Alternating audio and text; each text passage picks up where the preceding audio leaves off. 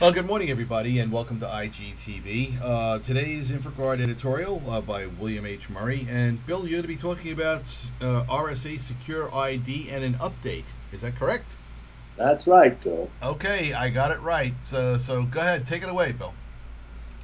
I continue to believe that the public relations surrounding the recent breach of RSA systems is the worst since Watergate. In any case, it's far worse than the breach. Every pronouncement on their part to make it better has only raised more fear, uncertainty, and doubt. I would like to try to distill some signal from this noise. Let me say from the start, the sky is not falling. Fear is not justified. Strong authentication is not falling apart. Secure ID is not broken.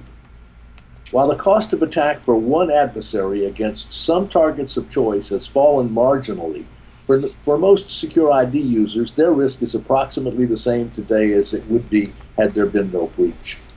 As I noted in my first report on this subject, I'm glad that RSA is no longer my client. They're truly between a rock and a hard place, and the water is rising. So there are all sorts of good reasons why RSA is less than forthcoming about their breach.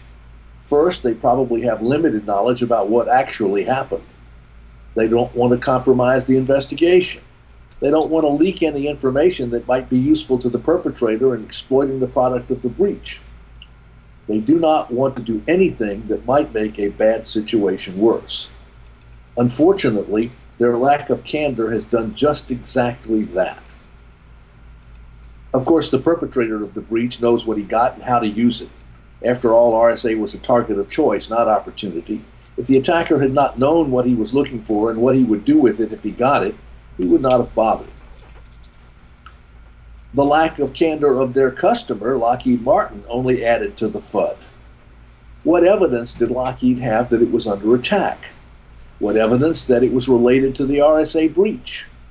What was the method of attack? To what extent was the attack successful?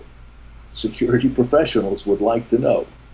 Instead, after all of this, the only thing we know with confidence is that RSA was breached by a resourceful and patient adversary. Almost all else is speculation, not to say hype. Given the little that we know, what should we do? Which among us should do it? If you are not already using strong authentication, start. Can you say replay attack, account takeover, identity fraud, Zeus, spy eye? Start with privileged users. Start with users at systems that you do not control. Can you say customers, trading partners, home workers? As Joe says, the low-hanging fruit. While I still have a high regard for EMC and RSA security, needless to say, it is diminished. So if you want to use token-based, you may want to consider a different vendor. I am increasingly a fan of out-of-band authentication. I like the use of mobile devices that people carry anyway for both token-based and out-of-band. I use my iPhone for token-based with PayPal. If you are the average Secure ID user, do nothing. Your risk has not changed enough to justify the cost of any changes, let alone the cost of distributing new tokens, even free ones. Any attack exploiting the leak that does not involve the use of a known token ID, or at least a user ID and PIN, will be noisy. Therefore, risk-averse organizations may wish to 1.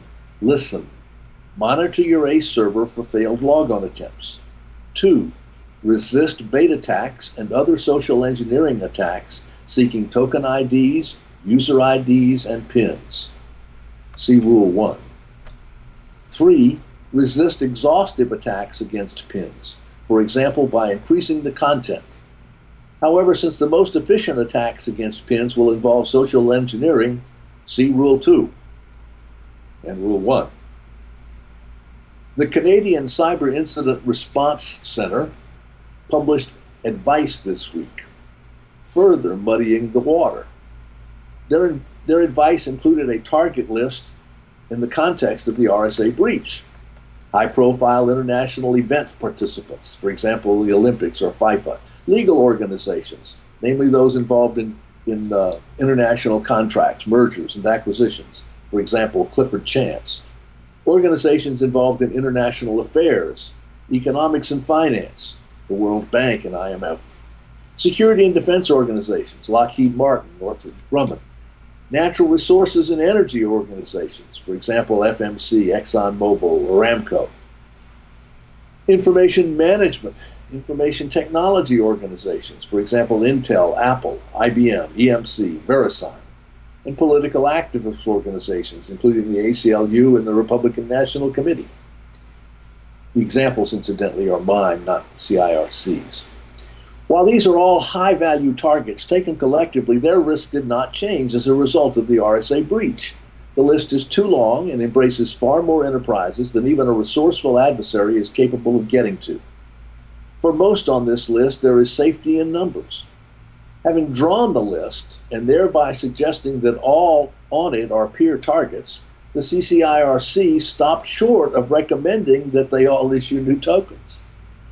Government, in an abundance of caution, has cast its net so broadly that no recommendation is possible.